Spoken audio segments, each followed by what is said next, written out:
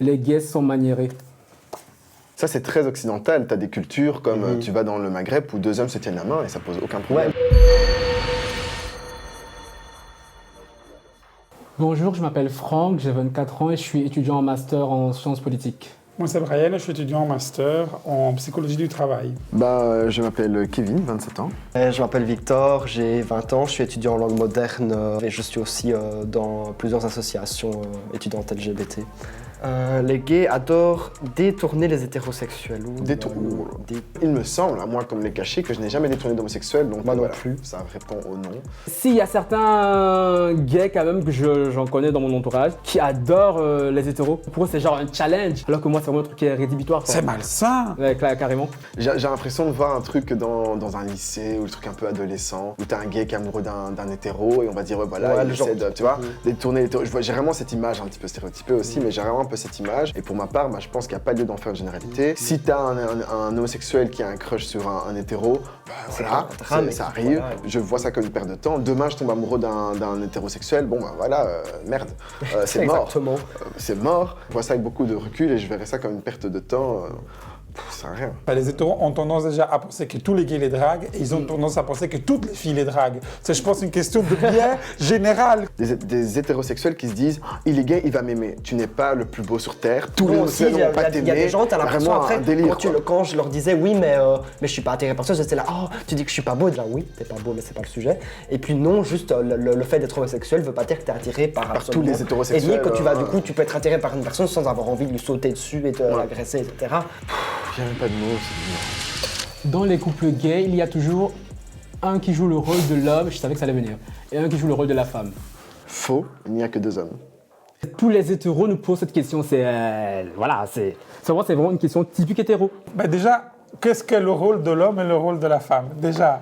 Après, s'il y en a dans leur couple qui aiment jouer un rôle, infirmier, médecin, oui merci, infirmier, médecin, j'en sais rien, pompier, s'il y en a qui aiment jouer leur rôle, mais c'est génial, éclatez-vous les gars. Ça vous concerne vous, c'est votre intimité, mais en faire un stéréotype où le rapport sexuel n'est vu que comme homme et femme, donc il faut qu'il y en ait un qui prenne un rôle femme. Exactement, c'est ce qu'on disait, on a ce modèle sexuel qui est binaire, hétérocentré, avec un pôle homme qui pénètre, un pôle femme qui est pénétré. On demande aux personnes homosexuelles de rentrer dans ce petit moule-là.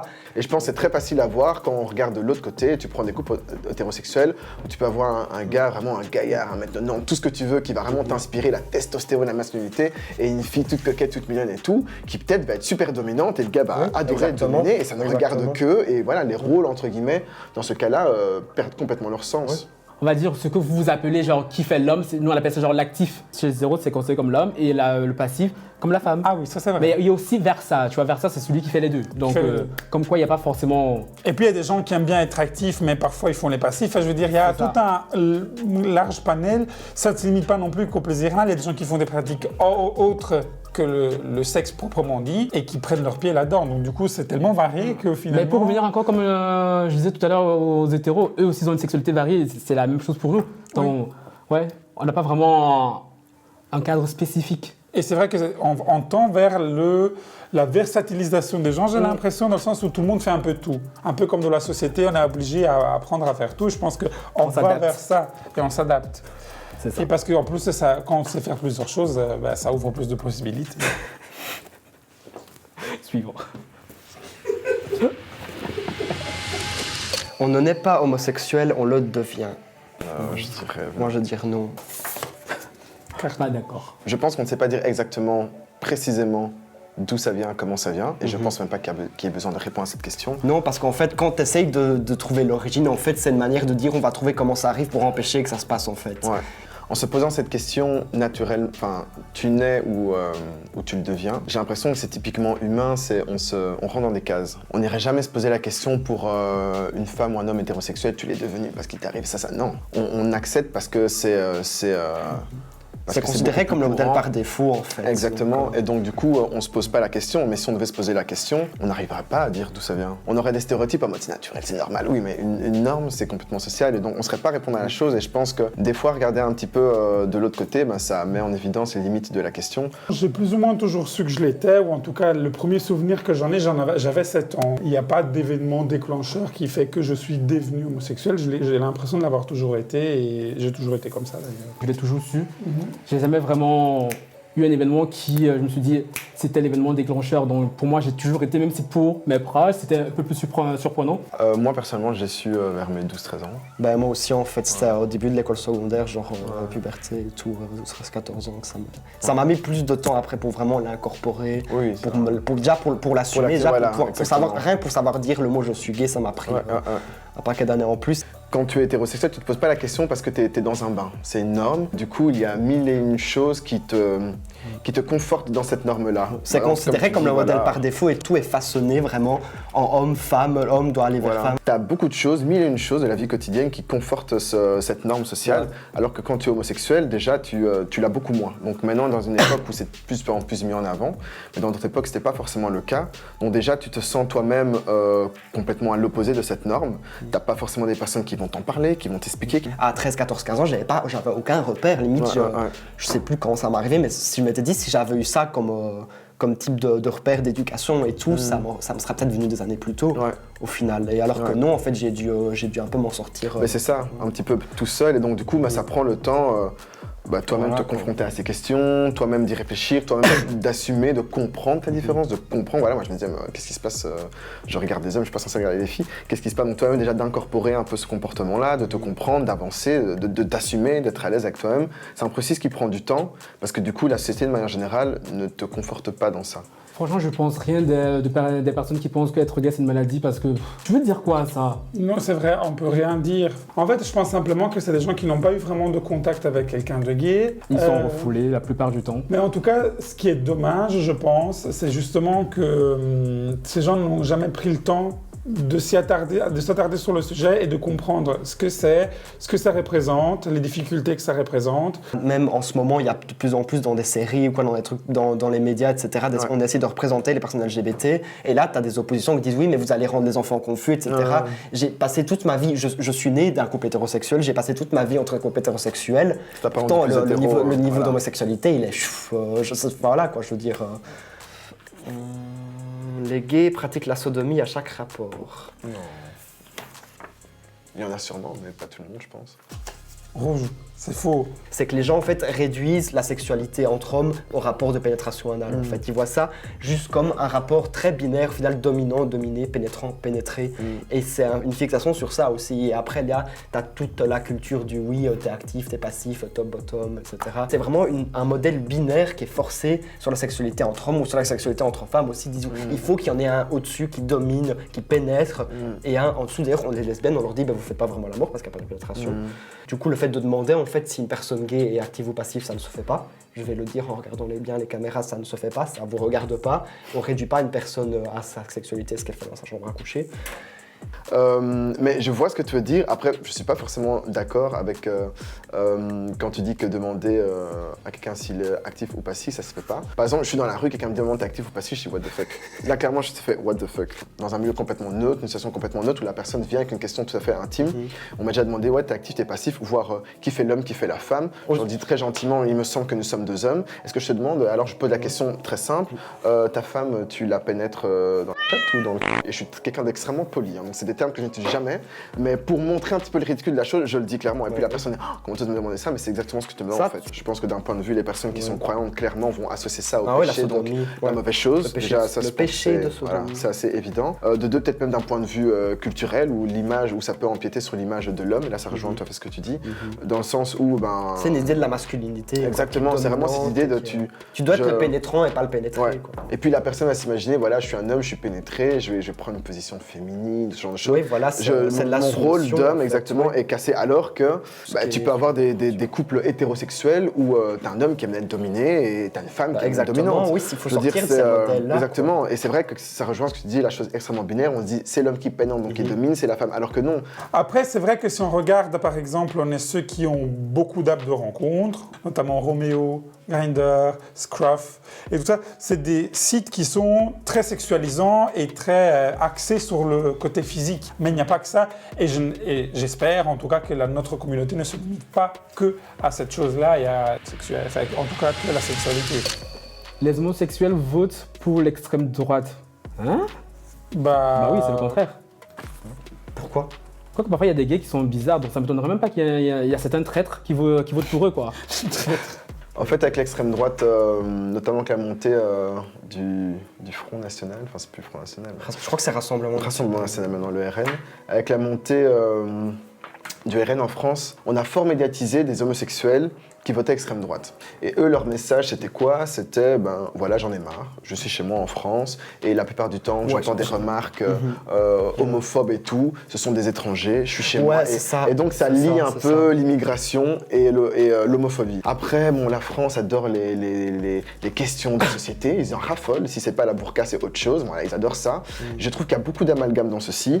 Après, je veux pas juger les personnes dans leur expérience. La personne qui a été agressée 10 fois par des Noirs, des Arabes, tout ce que tu veux, peu importe, et que on dit fuck, je veux pas venir juger son expérience personnelle, mais je pense juste que il y a un amalgame qui est fait quelque part. À nouveau, si on se fait insulter dans la rue par quelqu'un par quelqu'un d'origine arabe et qui nous dit Zamel, donc PD, c'est pas pour autant qu'on doit virer dans les extrêmes et renoncer à nos idéaux, par exemple de liberté ou des choses comme ça. Moi personnellement, je suis plus dans ce côté-là de l'hémicycle, c'est vraiment plus côté liberté pour tout le monde. En tant que citoyen, on doit être responsable de ce qu'on fait au niveau de notre vote. Donc du coup, j'espère que les gens ne se fassent pas juste simplement madouer par cette notion très sécuritaire et tout ça, parce qu'on limite la liberté des autres, mais finalement on limite même un peu les nôtres. J'ai eu des expériences mauvaises avec des personnes noires ou arabes, et j'ai compris comment ce préjugé-là se forme en fait. Mais du coup là, il y a un travail à faire pour retourner ça, pour pas se laisser prendre dedans. Et c'est un travail qui demande de l'effort, qui demande une remise en question de soi, de ses privilèges, etc. C'est un travail que plein de personnes ne font pas du coup. Et c'est comme ça qu'on bascule dans des situations comme ça.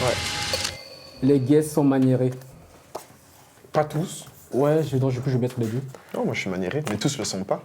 Non, exactement. J'ai l'impression que ça fait en sorte que ces stéréotypes-là soient véhiculés comme mauvais et que donc les gens, pour pas être assimilés à ça, essayent à tout prix de changer quelque chose qui peut-être est inné. Parce que moi, je pense aussi que le fait d'être maniéré, ce n'est pas toujours un choix de la personne. Il y a des gens qui exagèrent et qui l'exagèrent exprès pour faire rire ou pour se rendre sympathique. Mais je pense qu'il y a une réalité comportementale derrière. Les gens associent donc le fait de parler avec les mains, en général, c'est associé avec la féminité en fait. Le fait par exemple d'avoir une expression corporelle où les mains bougent beaucoup, etc. Et du coup, quand ils voient ça chez un homme, c'est hop, gay en fait. Mais en fait, j'ai même envie de dire pas forcément, parce que ça c'est très occidental. T'as des cultures comme tu vas dans le Maghreb où deux hommes se tiennent la main et ça pose aucun problème. Mais il y a d'autres cultures où les choses se passent différemment, où les gens parlent beaucoup plus avec les mains. Tout comme il y a des cultures où on parle plus fort, des cultures où on parle moins fort. Pour moi, c'est typiquement culturel et même en Europe. Tout gay n'est pas maniéré. Parce que dans la communauté gay, on a des catégories comme chez les hétéros. Oui, il y a des classes sociales ou en tout cas des niveaux. Il y a des mecs qui veulent d'autres mecs qui soient comme ça, qui soient musclés, minces, je sais pas, et qui veulent pas d'efféminés. Donc du coup, il y a des catégories. Les catégories dans la communauté gay se basent un petit peu comme les manières de faire des catégories chez les hétéros. C'est le physique, les études qu'on a fait ou si on n'a pas fait d'études. On va pas se mentir aussi, il y a des gens qui font des catégories en fonction des sous, du pouvoir d'achat de la personne. Donc du coup, s'il y a du bonne famille ou d'une mauvaise famille, ça peut changer et changer la donne. La couleur de peau aussi. La couleur de peau. Il y a toute une manière de discriminer les gens et nous-mêmes, on va pas se mentir, dans la communauté gay, on le fait nous-mêmes.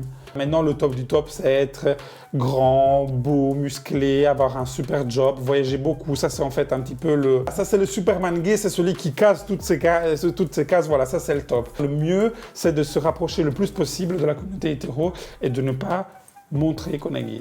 Ouais, que les femmes aiment les gays, ben, ça dépend en fait déjà le background culturel dans lequel elles ont baigné, parce que je suis pas d'accord que toutes les femmes aiment les gays. Je pense que ça aussi c'est un mauvais stéréotype, parce qu'il y a des gens fermés d'esprit. Mais la majorité quand même. On va dire que les filles ont plus facile à être amies avec un gay qu'un mec hétéro avec un gay. Une fois, j'étais dans un magasin de sous-vêtements avec une amie et qui me fait « Ah, je vais te montrer », mais au final, elle me montre sa poitrine. C'était pas nécessaire. Donc, c'était juste pas nécessaire. Je ne ferais pas la même chose. Je sais plus quand à l'école, une fois, une fille m'a fait « Oui, Victor, t'es gay ?» Je lui fais « Oui ». Elle fait « Oh, j'ai toujours rêvé d'avoir un meilleur ami gay. » J'étais là, des gars, je suis pas un chaton. Oui, mais en fait, c'est ça part pas de mauvaises intentions, mais je pense qu'il y a des stéréotypes derrière. On se dit « Ben voilà, le gay est plus accessible, elle me comprend en tant que fille. » Ouais, c'est ça, c'est le confident, c'est le stéréotype du gay qui est confident, qui est expérimente. Voilà. Alors, la Gay Pride est inutile. Vraiment? Les deux en même temps. Le fait qu'il y ait une Gay Pride, ça apporte une certaine visibilité. Justement, les gens qui sont homophobes, on va dire, le fait de voir ça, je sais pas, ils peuvent changer d'avis, même si j'avoue que parfois la Gay Pride, il y a beaucoup de choses trash qui peuvent choquer certaines personnes.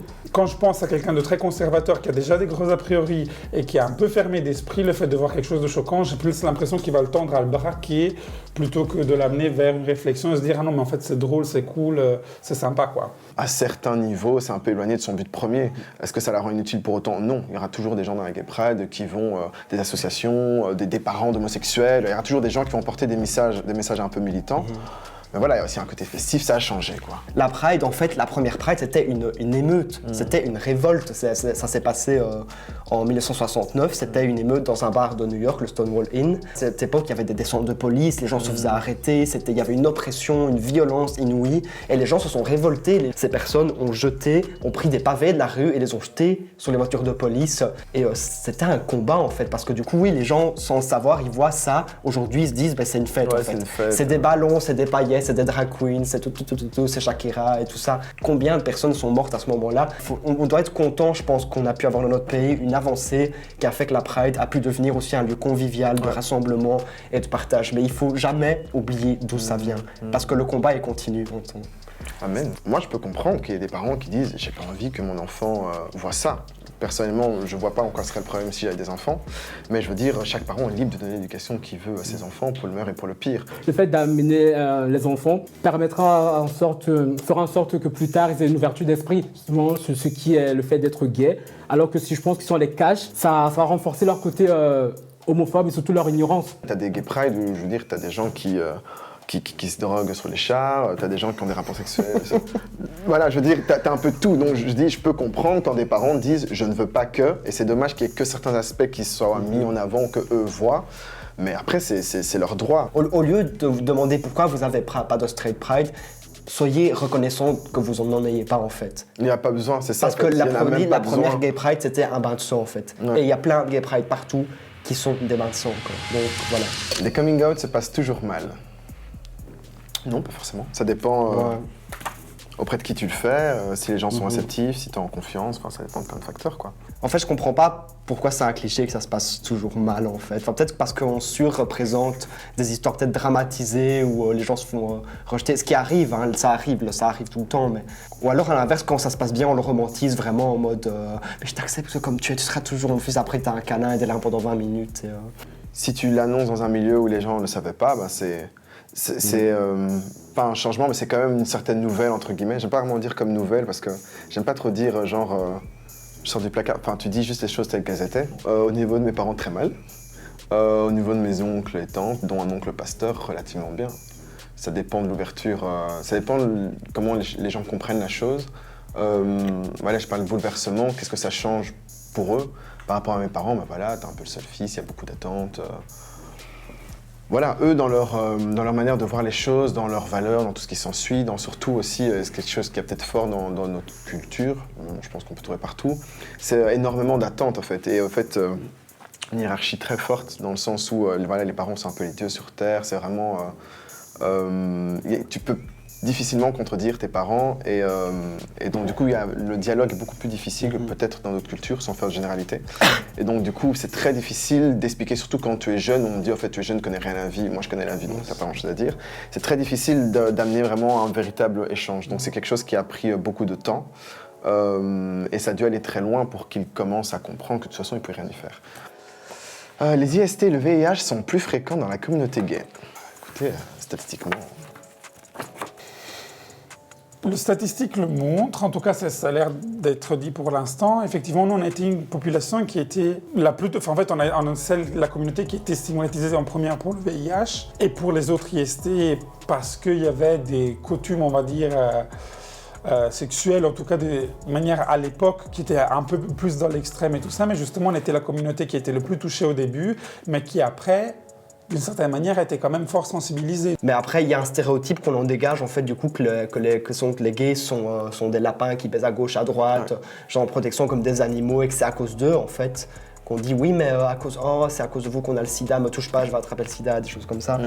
De manière générale, oui. Après, je pense pas qu'il faille lier ça à l'homosexualité en tant que telle. Il faut juste le lier à la personne. De manière générale, nous sommes dans une société où il est plus courant, ou entre guillemets, moins stigmatisé pour un homme d'avoir de multiples relations sexuelles ou plus, une vie sexuelle plus, entre guillemets, vibrante, plus remplie que les femmes de manière générale. Voilà, moi je pense juste qu'il faut reculer, enfin il faut sortir de, ok, catégorie homosexuelle, catégorie hétérosexuelle, je pense juste qu'il y a un endroit où tu n'as que des hommes, pour ne pas dire que sur l'homosexualité masculine, t'as que des hommes et de manière générale, je pense que les hommes ont une vie sexuelle plus active, ce qui fait que ma l'occurrence est plus grande.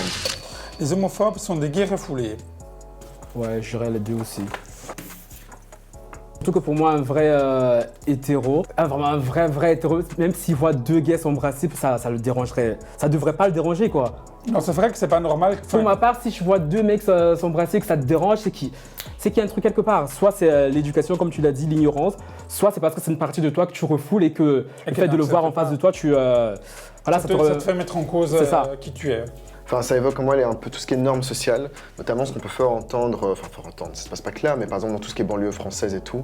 Je regardais encore une fois un reportage sur un militant du coup d'origine marocaine, mais dans la banlieue parisienne, qui lui justement était pas mal victime d'agression parce qu'il était très maniéré, donc les gens assimilaient ses manières à son homosexualité et tout ce qui s'ensuit. Et en fait, tu as vraiment un petit peu cette pression sociale dans le sens où, là, dans son cas, c'était vraiment, ok, c'est un des nôtres, tu fais honte à notre communauté, tu fais honte à notre culture, te comporter comme ça. Et donc, il y a un petit peu je sais pas si c'est un besoin, je comprends vraiment pas le délire de se dire, il est différent, il insulte notre culture, et donc on se met à plusieurs et on va insulter, tabasser. Mais je pense que c'est par rapport à comment les gens s'identifient à quelque chose. En fait. Parce que si tu t'identifies vraiment fort à quelque chose, quand tu vas voir quelqu'un qui transgresse ça va provoquer une réaction plus violente, vraiment de rejet, voire d'agression envers quelqu'un qui est Mais au-delà de ça, en fait, j'ai l'impression que dans le fond, et ça arrive souvent quand c'est pas que dans l'homosexualité, souvent un petit peu, ça c'est un petit peu cet effet de groupe, où t'as une, deux personnes, t'as un message, et en fait t'as des gens qui suivent. Mais il y a une grosse part de cette conception de la masculinité, de la virilité chez l'homme, en fait, qui engendre un niveau de violence à la fois envers soi-même, parce qu'on s'oblige, on se dit on doit se conformer à ces idéaux-là, et du coup qui s'extériorise envers les autres quand on voit qu'une personne ne rentre pas dans ce modèle et qu'elle attaque en fait notre masculinité, notre idée de nous et de ce qu'un homme doit être, et qu'il y a des... Je vois ce que tu veux dire, mais des hommes qui sont attaqués, des hommes où tu leur dis des trucs où tu juste t'existes en fait. Après, j'ai déjà vu des mecs où je venais, j'étais devant eux et je voyais qu'ils se sentaient attaqués par mon existence. Être gay est un péché. Mais non, je suis chrétien, je dis non. Bon, il y a sûrement des personnes qui seront con. D'ailleurs, un petit clin d'œil à ma collègue qui ne pense pas comme moi, mais je l'aime quand même, c'est pas grave. Oui et non, les religions disent oui, c'est un péché. Oui, les religions disent oui, mais... Après, voilà, personnellement, je suis chrétien et je suis pas fan de la formulation Dieu t'aime et n'aime pas ton péché, voilà. Mais si on doit regarder d'un point de vue historique, c'est quand même bien mieux que tu es un pécheur, tu vas brûler en enfer, je ne peux pas t'accepter. Voilà, je suis pas fan de la chose, à nouveau, j'ai pas envie de rentrer dans des débats. Je pense personnellement que la religion, c'est une relation individuelle entre toi et Dieu. Non, exactement, en fait, tu ne devrais pas pousser ça sur les autres gens, en fait, c'est ce que je dis, c'est... Mais juste envie de dire le salut est individuel, chacun sa merde. Voilà, c'est tes croyances, c'est ta manière de voir le monde décliné, mais ne me pousse pas ça dessus. En fait, ça, ce que je dis aux gens, c'est juste, si jamais vous voulez penser dans votre religion que je suis une abomination, grand bien vous fasse, mais gardez ça loin de moi, quoi. Moi, je vis très bien ma vie, j'en ai rien à foutre, excusez-moi, de ce que tu penses, de ce que ta religion te dit, c'est juste, garde ça pour toi, quoi. La plupart de ces religieux-là qui sont toujours promptes à dire péché, moi ce sont les plus grands sorciers. Parce que, donc je suis désolé, mais parce que ok, pour eux c'est un péché, mais tout ce que ces gens font derrière, je suis sûr que si on allait fouiller dans leur passé et dans leur vie, mais être gay à côté, ça serait pitcha quoi. Le mot de la fin.